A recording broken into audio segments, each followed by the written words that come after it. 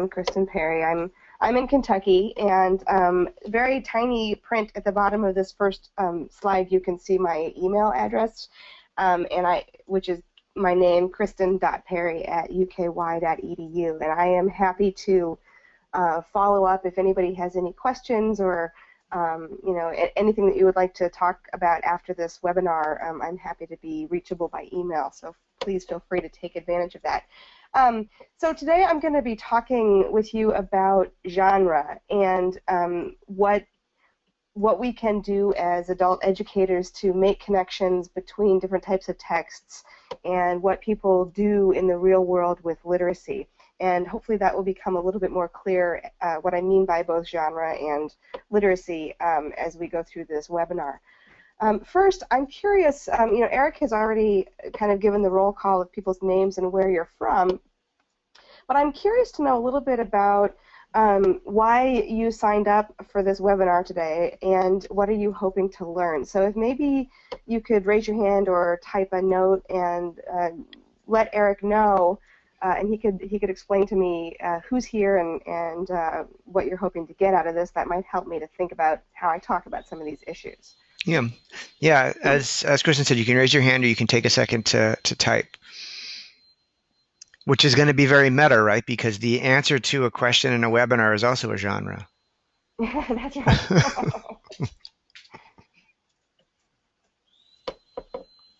The person who was the model for that little figure should get royalties because that one shows up everywhere. Yeah. It's clip art in Word. Yeah, I know, and it's everywhere. All right, so Debbie says that she works with ESL and AB learners who rarely know the word genre. Okay. So the learners may not know the word genre themselves. Okay. Carol says she teaches at an adult high school and would like to hear the latest info on basic reading. Okay. And I think I'm sure one of the points that you're going to make is that, this is not something that we reserve to talking about until higher level learners, right, or higher level readers. Regina says that the title interested her. It's always good. I always struggle with writing titles. Right. Robert says he works with literacy students from Latin America in a community-based organization down in Homestead, in addition to ESL students here at MDC. Okay. Dawn says she's a GED teacher, hoping to improve students to improve comprehension. Now, Dawn, are you still a GED teacher, or are you a high school equivalency teacher? Everybody's language is going to have to change now that we're doing all these different tests. She's a task teacher. Okay. Let's see. Heidi says her GA Gene is participating with her, and he wants to know more about empowering genres and literacy. Barbara, literacy program staff and tutor, always looking for ideas for working with ESL students. And Maricel says she trains ESL teachers, and genre theory is prominent in their literacy comp theory classes. But they'd like to see it become more of a focus in actual lesson planning with ESL learners. And Kanchan tries to integrate day-to-day activities. And Lucia says something new about how genre and reading are related. And Degoria says she teaches ESL high school equivalency. How would you associate social issues with academic genre? Okay. I think it's a great wide range of interests. Yeah. Great. I'm just jotting down some of these comments. Some of them are I think, are really closely connected with the main part of what I'm going to talk about, and some of them may be a bit of a stretch, but hopefully everybody will come away with something from this talk today. So here are my goals for what we're going to talk about. So first, the overarching goal is thinking about how we can focus on genre in our instruction and how that can help adult learners develop and expand literacy skills and practices. So related to that, what are genres and how are they connected to literacy practices? And more specifically, how do a genre's purpose and use connect with its structure and features? And then tying this basic information back to instruction, what can we do then to connect instruction on genres and literacy practices? So again, here's another opportunity for you guys to chime in. I'm interested in a couple of different questions here. First, when I talk about literacy practice or literacy practices, I'm wondering what that term evokes for each of you. And related to that, what do you think the role of basic literacy skills is within literacy practices? And secondly, how would you define or explain the term genre? So again, this is an opportunity for you to raise your hand or type and let Eric read aloud what you think. And I think, Kristen, you'd be interested in any of those three, so people don't have to answer them in order. Okay. Or okay. Thanks for the clarification. Yeah. Yes.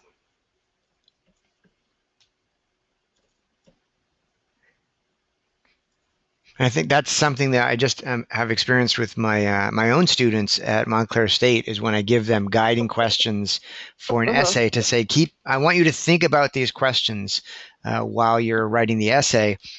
I have to be very clear with them that that's not the outline. Right, that's not the structure, but these are questions to consider.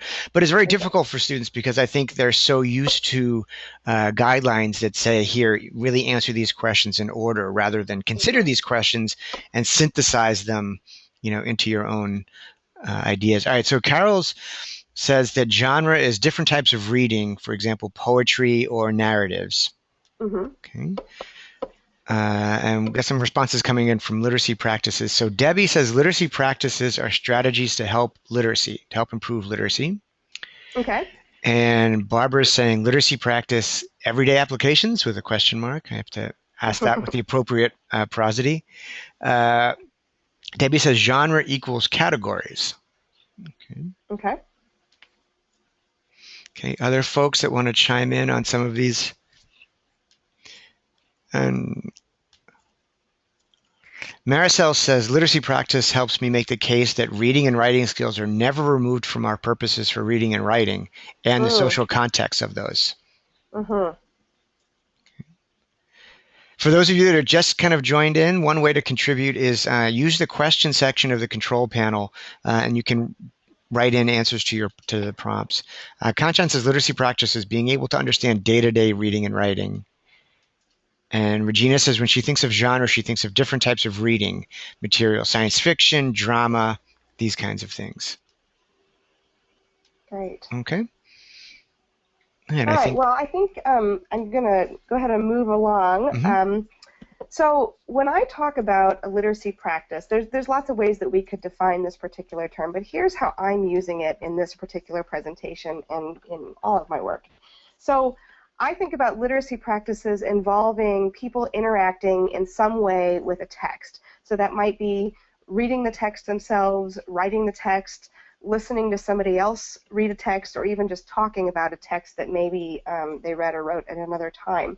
And what's really important about this is that there are lots of different ways that we interact with text, and we do them for a variety of real-world purposes in our everyday lives. So, for example, sending a text message or reading a text message that somebody else has sent you would be examples of a literacy practice. The purpose there is to have some sort of interpersonal communication with another person. In this picture, we see a woman who is maybe keeping a journal, or perhaps working on her schedule for the day or something like that. In either of those cases, each one of those things would have a slightly different purpose, perhaps, in her life. And in this particular example of this photograph, we see some young men who are reading a newspaper and perhaps talking about what they're reading. So whether that's a news story or a job ad or whatever it is, each one of these represents a different way of using a text in our everyday lives. So one of the things that helps us think about literacy practices is that we can look at a literacy practice. We can look at the actual event taking place. We can look at somebody sending a text message or writing in a journal or reading a newspaper article.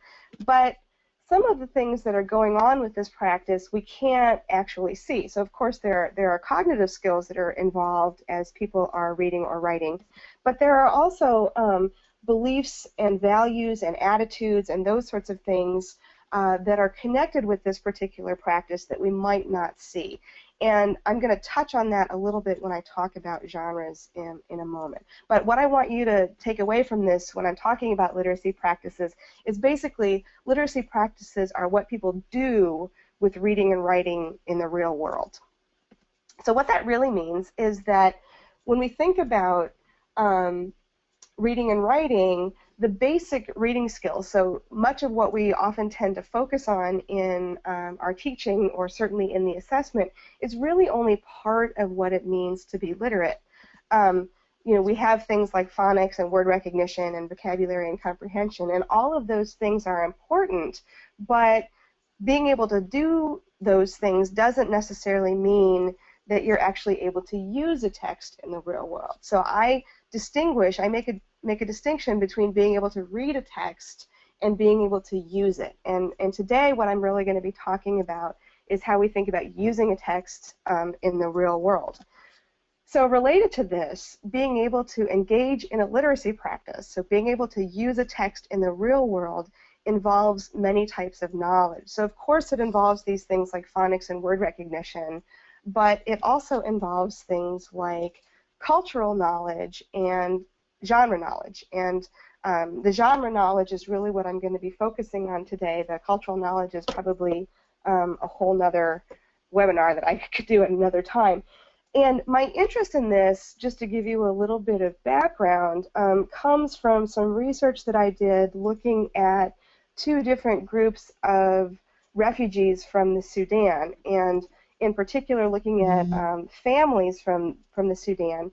And I started to look at what these families were doing with literacy in their everyday lives, and also what kinds of literacy practices did they need help with when they moved to the U.S. And I kind of assumed, the way that most of us do, that when they needed help with reading and writing, it was about the English language, and they needed help with the translation of the words on the page.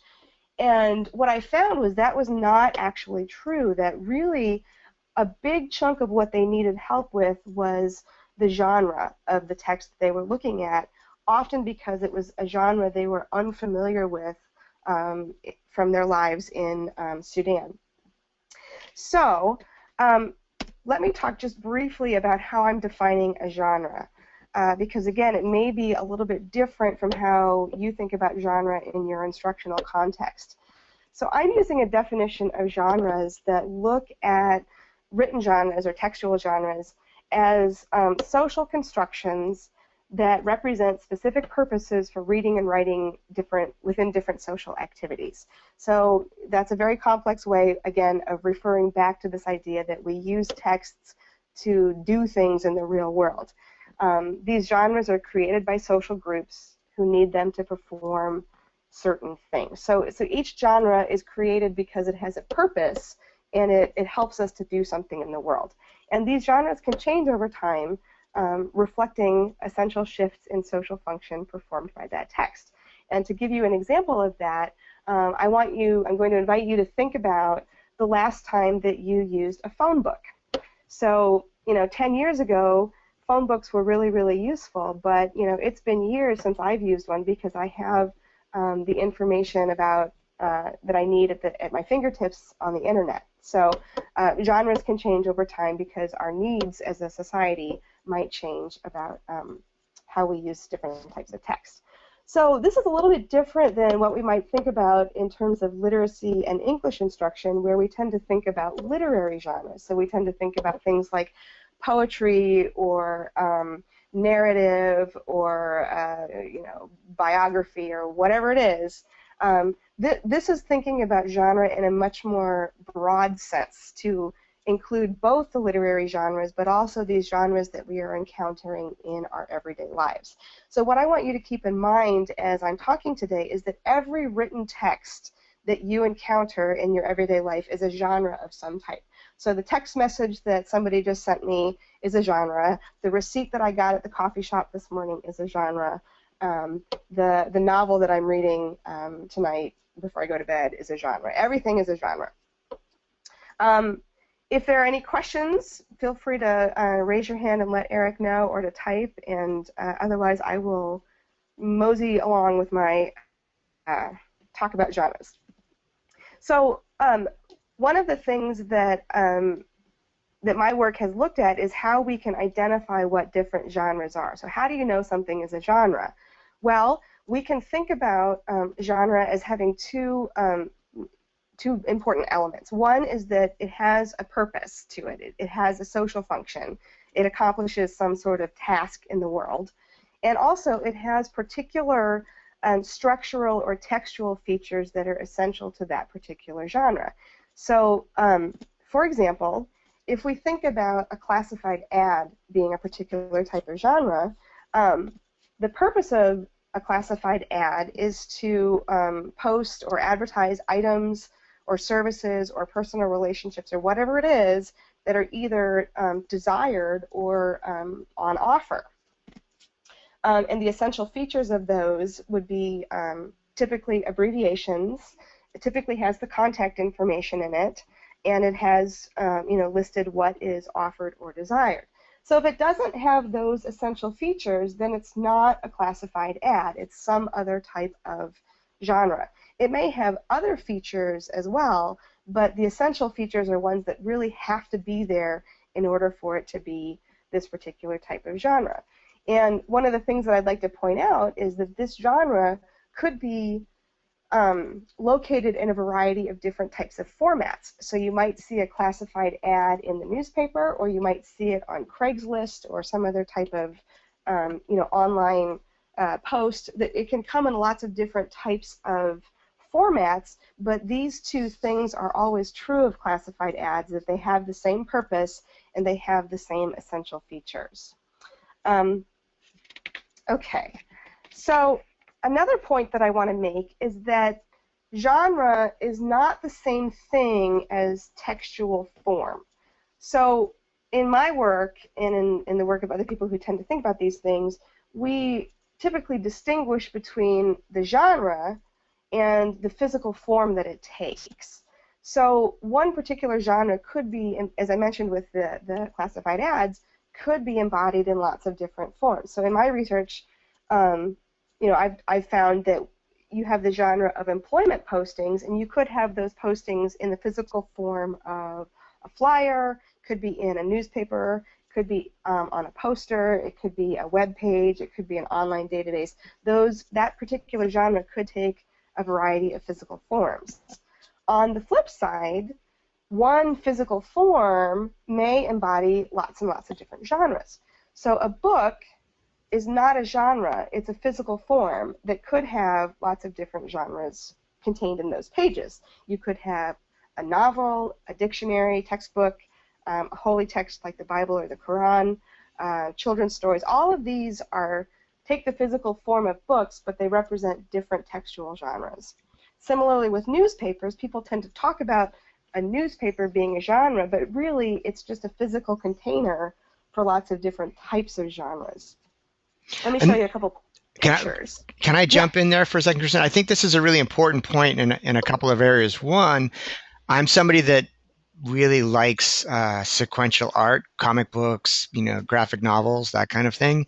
And people often think of graphic novel as a genre, but a graphic novel is a form, right? Because within graphic novels, you could have stories, you could have fiction, you could have nonfiction. You can have particular types of fiction. You can have particular types of nonfiction. So when people say that they like graphic novels, they're really sort of being a little bit vague in terms of using that term, because within talking about graphic novels, what is it that you like, right? If you said, "Oh, my niece or nephew likes graphic novels, I'm going to go to the store and buy them one for their birthday," you might end up buying something that's A, wholly inappropriate for them, or B, really not interesting to them because of the genres that they particularly like within graphic novels. And the other thing that I think that really matters, Marcel, I'll unmute you in a second. The other thing I think that really matters is when we think about things like email. You'd mentioned texting before and how things change, and something like email has really changed, right? So that 5 years ago, when we thought of email, we sort of thought of email as very, generally informal and things like that. And for those of us that are teachers, now when we get emails from students, that's really, from a student perspective, sending an email to a teacher is more or less a formal letter. right? The Mm-hmm. informal things that they do are texting. And so emails now have sort of taken on the same formality for some people that printed letters used to have the role that they used to play. And I see some students who can't manage that shift in genre within that Yeah. form, right? Right. They send me emails that are clearly not kind of formal letters. Marisol wanted to chime in here. I'm going to unmute Sure. her. Hi, Marisol. Hi, hi, can you hear me? Yep. Mm-hmm. Hi. Eric, you're sort of jumping on the point that I was just about to make. I think this distinction is so important, and as you started talking about technology, I just wanted to know if Kristen could comment a little bit on the way that digital forms are really helping us imagine a wider array of genres that are available out there in terms of our literacy practices. Whereas Mm-hmm. that idea may have been glossed over because books, for example, are so ubiquitous. But as the way we access information and the way we interact with people in the world through our digital practices, those forms are really changing Mm-hmm. the way we think and have expectations for genre. And I often wonder whether if we don't make those differences explicit for learners, that's why people think of the web as like a Mm-hmm. whole. It's sort of this undifferentiated space. And you can mute me now, Eric. Okay. Thanks, Well, Marisol. yeah, that's a great point. So I look at the digital forms as being similar to this issue about things like books or newspapers, in that it's a physical format that could contain a whole variety of different genre. So, for example, Eric brought up the point about email. Email, particularly in a professional or business arena, tends to be more formal, but one email could be like a business letter, but it also could be a love letter. If you're writing it to your fiance, or my mother is currently overseas, and so we're sending emails back and forth that are just kind of chatty, informal, family types of things. So I look at the digital world as being similar to these textual forms that can hold lots of different genre, and we need to, Marisol is quite right that we need to then help our students understand that, as I will talk about a little bit later, that they need to think about the genre and not just the textual form when they are interacting in the digital world. Right. So when a learner says that they want to, in a class or in a tutor 2T situation, that one of the goals that they have is learning how to write email, that's a perfect opportunity to introduce this, to say, well, what kind of email, to who, Right. about what? Right. So let me show you a couple of photographs here that'll help to kind of make this case. So here are two different ways of physical forms that are encompassing the same genre. So the genre here is employment postings, and on the left-hand side there you can see that it's a newspaper. It's a whole newspaper that's dedicated just to jobs. And then on the right-hand side you have this kind of printout that's on a clipboard. Both of these are performing the same social function of helping people to locate jobs that they want to apply for, and they probably have the same genre features within them, but they're in very different physical formats. And then on the other hand, here we have two different physical formats that have different genres. So both of them are the physical form of a book, but on the left hand you have fiction in the form of novels, and on the right hand you have recipes, which are a completely different genre. So one of the questions that I'm hoping to address today, to help you, particularly those of you who are working in instructional contexts or who might be doing some professional development, is what does it mean to have genre knowledge? So we've talked about one of the things that people need to understand is they need to know what the purpose of a particular text is. So you need to understand the difference between a yearbook or a phone book or a crossword, and why you might use those particular types of texts. You also need to know how to use the particular text, and I'm going to talk about some of these examples in a little bit more depth in a moment. So I distinguish between knowing the purpose and knowing how to use it. You need to know, as we've mentioned, the specific genre features that are associated with that genre. You need to know the purpose of those features. So, for example, the white pages and the yellow pages in an old school phone book are very different, and you need to know what they do. And then you also need to know how to use those particular features. And some of these digital genres are, a perfect example of that. Like if you don't know what a hyperlink is and how to use it, then that feature is pretty much useless for you. So let me talk in a little bit more depth about each one of these, and I can give you some examples from my research. So we need to know what the purpose of a particular text is and why you would have it. So the example I like to give here is of a permission slip. So the refugees that I was working with from Sudan, the families had young kids, and they were in schools here in the U.S., and the kids would go on field trips. And one day one of the little girls came home, and she said to her mom, I have to return that form that you signed, otherwise I can't go on the field trip. So the mother, not having ever seen a permission slip before, didn't understand that the whole point of her signing her name on this form is to allow her child to go on this field trip, which is very, highly valued by her little girl. So the purpose of a permission slip is to provide, to give your consent for something.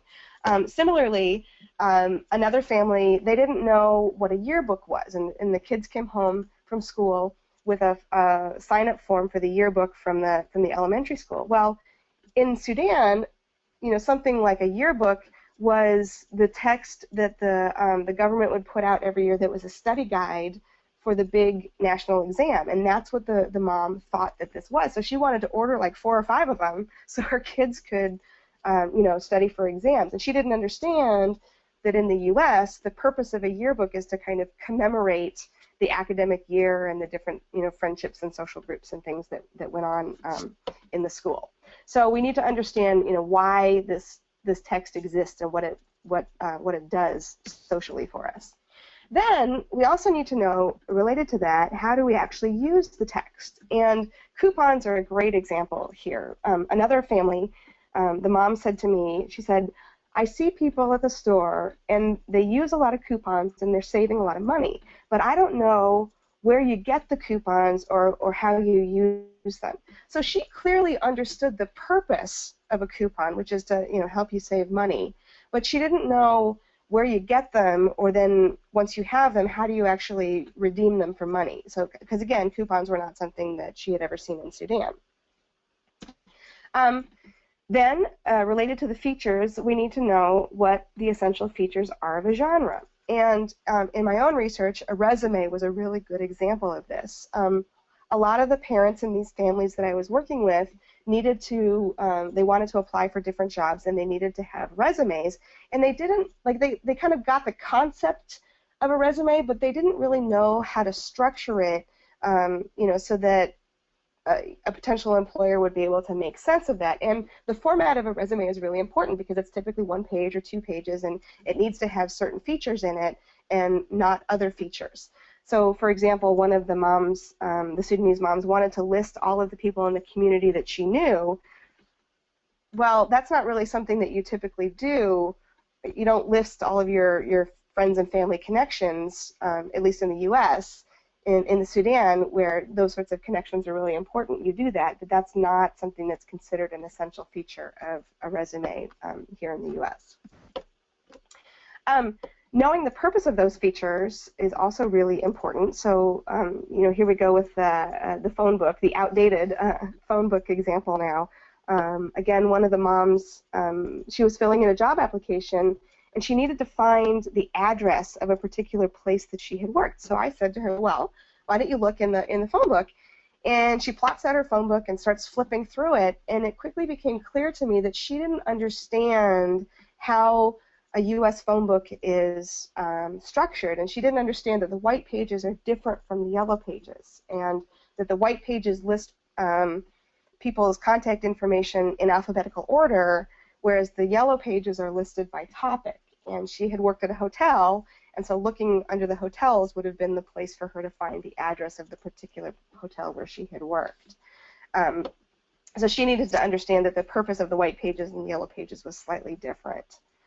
And then finally, people need to know how to actually use those features. And I think this is one of my all-time favorite examples because it applies so much to the work that we all do in working with adult learners and English language learners. One of the Sudanese moms was in an ESL class. She was taking English, and her teacher had sent home a crossword puzzle, which is probably something that lots of us have done, as a way for her to practice her vocabulary words. But this particular woman, her English was great, but she had no idea what the heck she was supposed to do with these little blank boxes.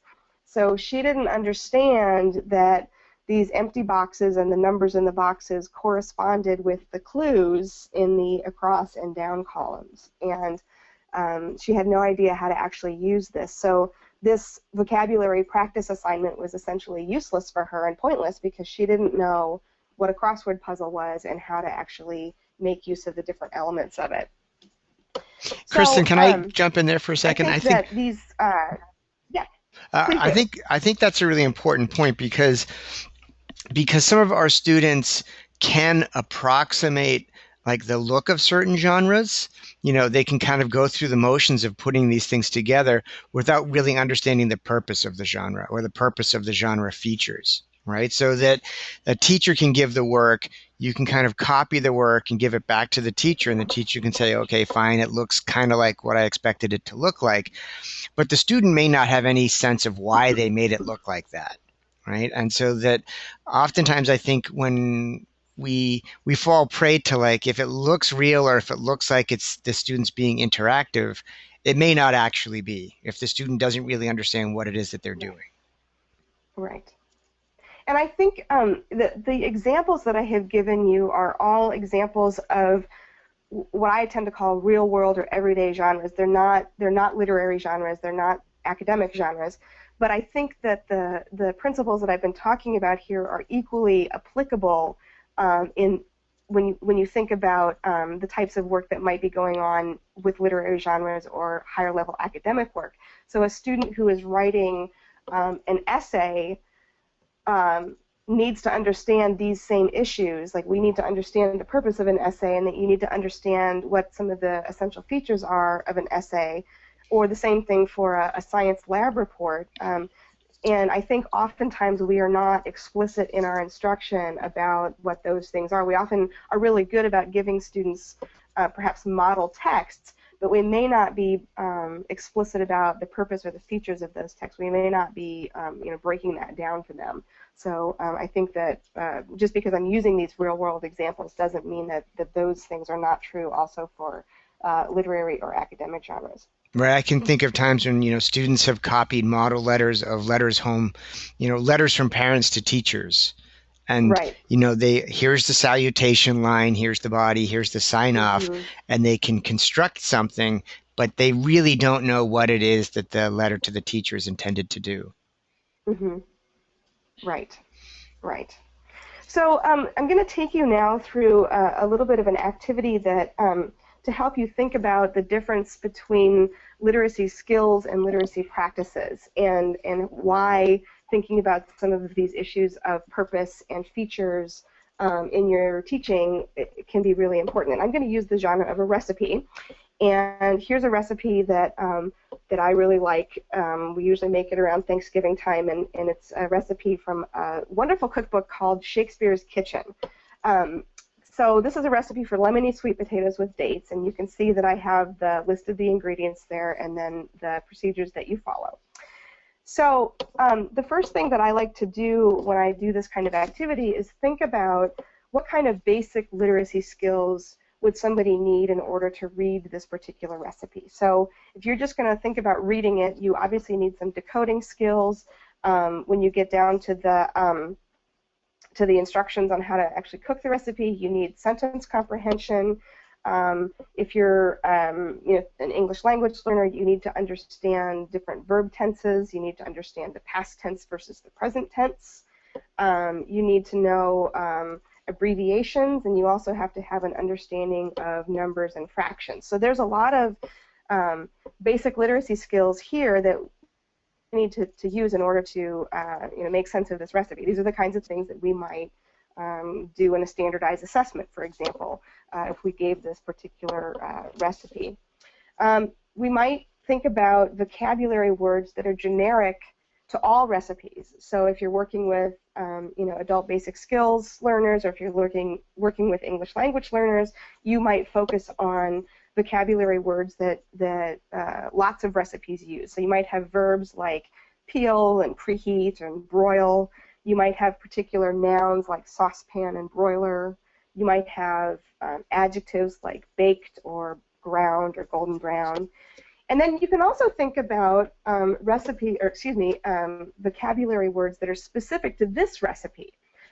So there might be particular ingredients like liqueur or mace or dates. So these are specific ingredients that this recipe calls for, but they're not words that you would see in recipes in general that are just sort of, generic of recipes.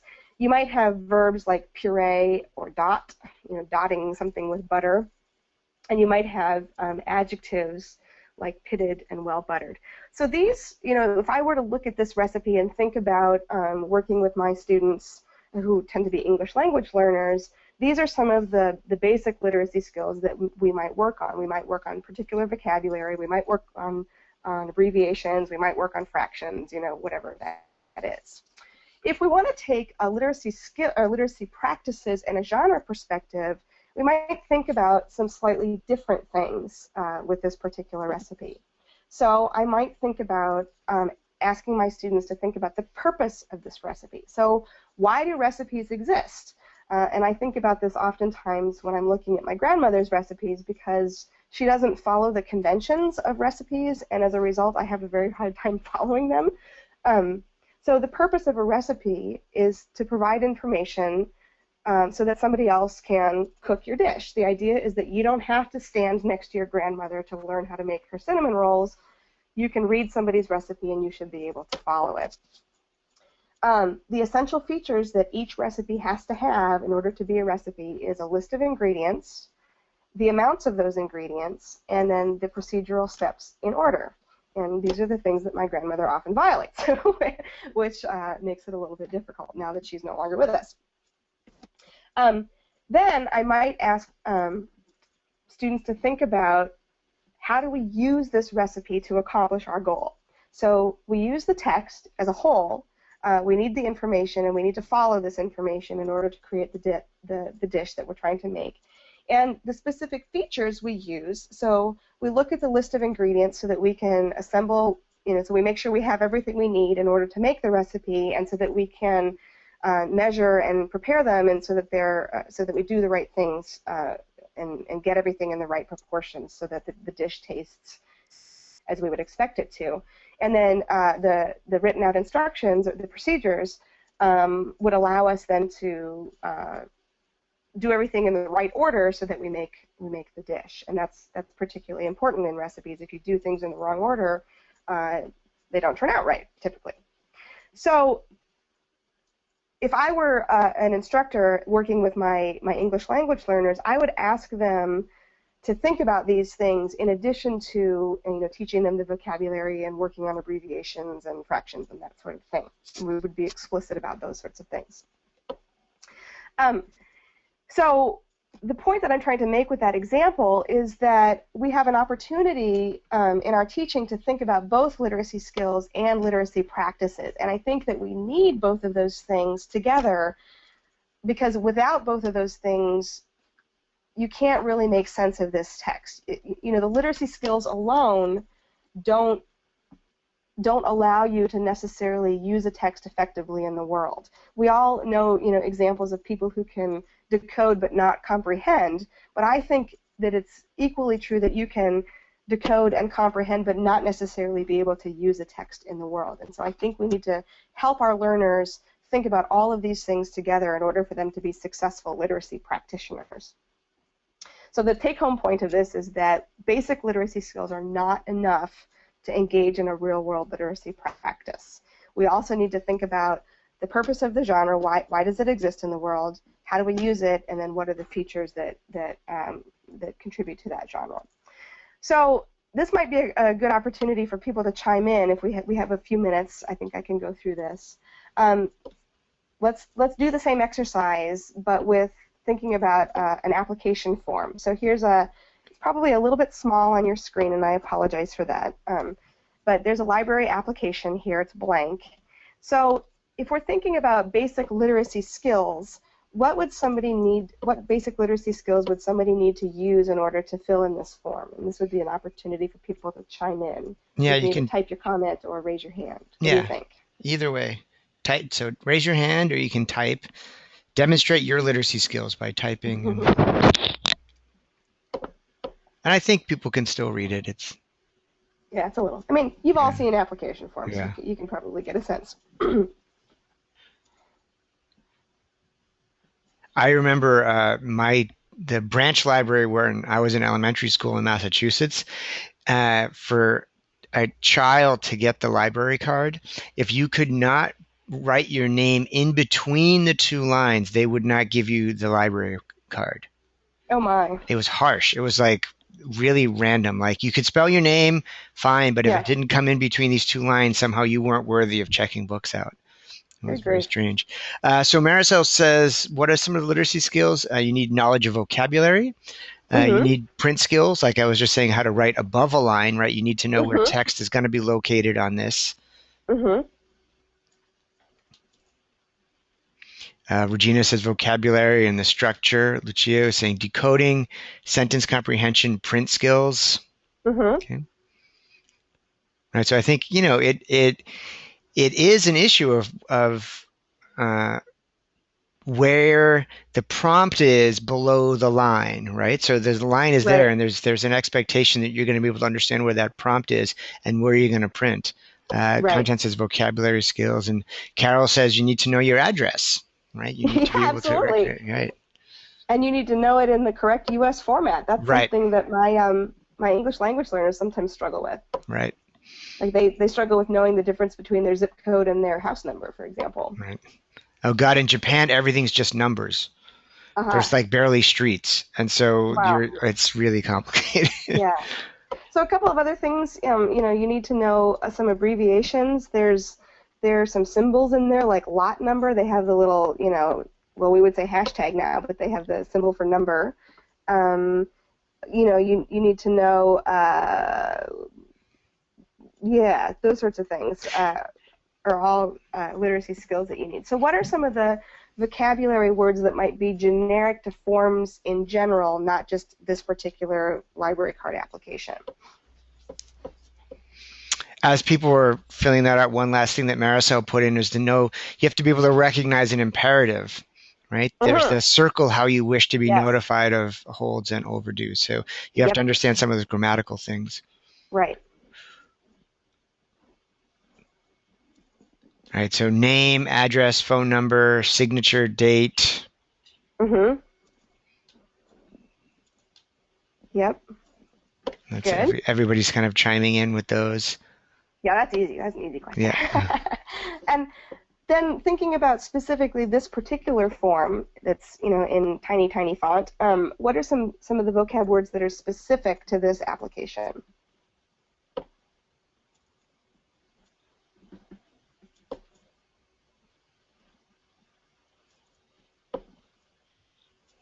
Holds, overdue. Yep. Yeah. Notified, provide, immediate notice, fees, district, library. Yep.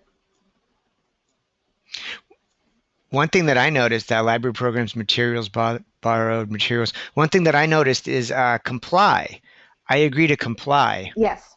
Right. Oftentimes when you're, not every application you're swearing that you're going to follow the rules of something, right? If you're applying for a job or you're applying for something else, you're not saying that you're going to comply with somebody else's policies. Right. Good. So let's switch and think now from a literacy practices and genre perspective. So what's the purpose of an application? Oops, it still says recipes at the top. That's a mistake. I'm sorry. Okay. So what's the purpose of an application form like this? Why do we have it in the world? What does it do? to obtain information. Barbara says to obtain information. Debbie says to gain the use of the library. Conscience says data. So coming from the other perspective, right, that the library wants data. Regina said to gathers information on library users. Carol puts it from the perspective as joining a group, right? An application allows you to group. And then Marisol said, as I noted, to convey compliance with library policies. Yeah. So this is great because it kind of points to the perspective issue here. So from the perspective of the library, the purpose is perhaps to gather data and to, make sure that people are complying with policies. And from the purpose of the person who's filling in the application, it's, to obtain a library card. It's to obtain the good or service or, whatever it is. Okay. I think DeGoria wanted to chime in. DeGoria, did you want to say something apropos of that? I've unmuted you. Nope. Okay. Maybe it's just a hand. Okay. Okay. Sorry. So let's think about what are some of the essential features of an application form like this, something that has to absolutely be there in order to be an application form.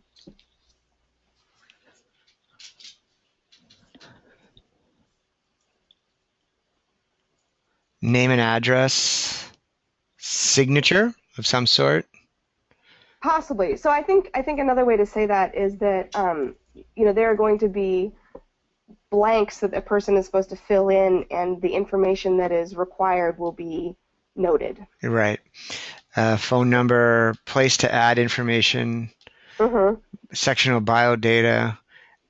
Marisol notes that sort of important to note that not every question needs to be answered. Right. I think sometimes people expect that you have to do that, and that cuts across sort of genres and also registers. I remember doing workshops, a workshop with adult learners on cybersecurity, and I was talking about when you go online and somebody asks, a website asks to put a cookie in or asks for your permission for them to kind of, share your data, and I said you can say no. And I mentioned, when you're at the grocery store and the cashier says that, can they have your phone number or they can have your zip code, I can say, you can say no to that. And the learners were like, really? You can say no when somebody asks you for your zip code or your phone number? It's like, of course. That's not an essential feature of the relationship between me giving them money for a good. But it's come to feel like that's the normal part of that routine. Right. So finally, let's think about how do we use an application form like this to accomplish a goal. So whether it's getting a library card, applying for a job, how is the text as a whole used, and how are some of the individual features used? And Kristen, we've got about 10 minutes, so maybe we'll do this one real quick. I'll just say a couple things here. Okay. So in general, the text is used, you fill in the information and you give it to the person who's requiring that information. And the individual features, as we've already alluded to, you tend to fill in the blanks. Oftentimes, if there's a signature or something like that, you sign that to indicate your compliance with whatever it is. And you have to know the difference between information that's required and information that is optional. Okay, so why does all of this genre knowledge matter? Well, as I've alluded to several times, this is connected with what people actually do with texts. And that was one of the things that I found in my research, which is that oftentimes when people were asking for help with the text, they were not asking, what does this say or what does it mean? They asked, what do I do with this? Or what should I do with this? So they were asking about action. So being able to effectively use a text certainly involves basic literacy skills, but you also need to have this knowledge of purpose, use, and features, and this is something that we don't do a very good job, I think, in our education programs of being explicit about in our education. And I have a graphic here that really talks about how some of these different types of knowledge fit together, and in the center, in that little triangle in the center, you can see that literacy practices knowledge takes this genre knowledge, it takes this basic skills knowledge, that's the lexicosyntactic and graphophonic knowledge, and it takes the cultural knowledge. So like when Eric was talking about how it's okay to refuse to give some of this information, or it's okay to say no, some of that is just cultural knowledge, that you just need to know that it's okay to do these things. So in the last few minutes, I'm just going to talk about how we can actually teach about genres, whether that's thinking about doing professional development for other instructors, or if you're working directly with adult learners yourself, what can you do? So this is basically a description of the task that I just took all of you through. So I have done this before with teachers, where I get people into groups and I give them an everyday text genre. So I give one group a recipe, I give one group a screenshot of a website, I give a group a calendar, I give a group a greeting card, and whatever else I give them. And they have to do the same exact things that we did. So first they analyze the text to look at the literacy skills and the vocabulary, and then they look at the purpose and essential features of the text and talk about how those things are used. And then they talk about, in general, what are some of the ways that we can connect those skills together, and maybe ways that we could use it in different types of settings. So I give them a graphic organizer, again, that looks, these are the same questions that I asked you to look at, and the graphic organizer has a section for the literacy skills that does exactly what we just did, and it has a section for literacy practices. And I asked them to think about what's the totality of what someone needs to know in order to make sense of the text, and then think about how could you use that in your instruction. And the bottom prompt here was one that I used was sort of a family literacy workshop, but you could do that in terms of any type of instruction. Sorry about that. Things that you can do as an instructor or as someone who works with teachers is to develop a library of real-world texts. So I find that I just go around and I start grabbing these real-world texts. When I'm at the doctor's office, I'm taking the health brochures, or I'm taking the bus schedule, or whatever it is. You can also ask students to bring in the texts that they encounter or that they think are important in their lives, because what you think they need and what they think they need might be two different things. In particular, with English language learners, I think it's really important to talk about the ways to not only be explicit about genres and their purposes and their features, but also talk about the ways that those genres might differ here in the U.S. and in their home context. And again, that resume example is really, I think, a good example of that. In the Sudan, listing everybody you know is really important, but in the U.S., that's less, that would not be considered appropriate on your resume. But this issue may also be applicable to native English speakers as well, because they may also be encountering new genres, particularly as they work their way through higher and higher levels of education. They're going to be encountering particularly literary and academic genres that would be new to them, and they're going to need to know some of these things as well. So I think as an instructor, you can take the professional development task that I just took you guys through and the graphic organizer, and you can modify that for students to analyze different genres that they come across, whether those are everyday genres or literary and academic genres.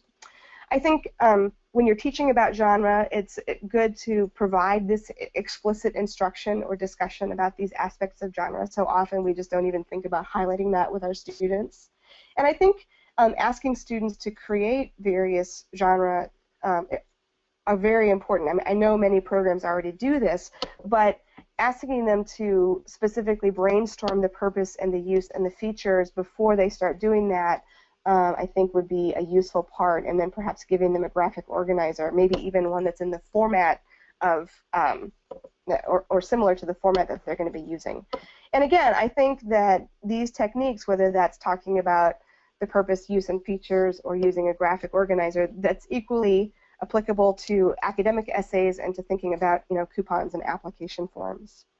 Finally, I just want to mention that part of the point that I was hoping that you would take from thinking about both basic skills and literacy practices together is that this doesn't have to be an either-or thing. So if you're thinking about literacy practices and genres, you can embed basic literacy skills instruction within that, so that you can plan ahead to introduce some of these literacy skills or practice some of these literacy skills using these real-world genres instead of perhaps a textbook or a workbook exercise. So you can, again, use a graphic organizer to help you plan this, to think through, what are some of the basic literacy skills that you could identify. So, for example, as we looked at it, we decided that recipes lend themselves to a whole variety of different basic skills that we might discuss or incorporate in our instruction. And you can do the same kind of analysis of any particular real-world text that you might want to use in your instruction, and then think about ways that you can draw in those skills as you're also talking about genre. So in the last moment or two, I'm just wondering if you have any questions or comments, and I'd like to invite you to think in the next week or month, what is one concrete thing that you might do to incorporate genre instruction into your work? And if you want to comment on that here, that would be great, or if you want to just think about that as it's sort of something to mull over from this, that would be fine too. So I think I will open it up in the last moment or two here. Yeah, I think that invitation we can extend not only to this moment, but if there's things that you want to think of, perhaps what we could do is we could collect things that were sent in to the NGEL account, and we can gather those, and I could send those out when I send out the certificate and the PDF of the PowerPoint. Sure. Right. So for any of you that want to follow up on this more extensively, you can send an email to NGEL, so the ngelmail@gmail.com, and then I'll gather those ideas up and send them out. But in the meantime, right now, if you have ideas, questions, comments, or thoughts that you would like to share about how you can incorporate genre, and in a way that, as Kristen's saying, this is not an either or. This is a complementary way of expanding and deepening your students' understanding of the way literacy works in the real world. Carol says that recipes seem like something that could be used in both reading and math basic skills. I think the math connection is really important there, Carol. Yeah. Because not only do you have to understand conceptually what's happening in the recipe, but it also allows for critical thinking, right? So say you have a little, if you need to double the recipe, you need to triple it, or what if you don't have enough for one full recipe? Can you have it? Mm-hmm. What can you replace it with? Kanchan said that they just completed a W4 foreman class. Oh, I'm sure that mm-hmm. that had a lot of very particular vocabulary for that. Right? And I think the idea is that Kristen's Maricel saying thanks, and about she'd love to hear about the ways that people are working on cultivating genre among very beginning level learners. Mm-hmm. And that it's a great way to honor print literacy practices and skills that beginning level learners have honed. Mm-hmm. And I think recipe, I think health stuff, I think transportation stuff, I think all these things are things that our learners are picking up outside of school, right? Because it's the practices that they're really relying upon, so they can bring some of those skills that they've already developed and demonstrate them in the classroom, sort of get recognized for that, and then you can expand on their knowledge of those kinds of things. Exactly. So you can help them to think about purpose and use and function and all of that with a genre that they're familiar with, and that could then bridge to some new genre for them, and then they've already got those concepts, and it may help them to access a new genre in a way that maybe they wouldn't have been able to otherwise. Right. I recently did a workshop where we focused on using the trip planning guides that public transportation systems have, right? So when you go online, you identify where you're starting from, where you're going, what mode of transportation you want to use. Do you want to arrive by a certain time? Do you want to depart by a certain time? So there's lots and lots of particular vocabulary that you need to know, and it's kind of a tricky form when you go online. But once you conceptualize what's happening, it's a very, very useful resource. But it's not something that's, sort of generically understandable to go online and use a bus planning or a subway schedule.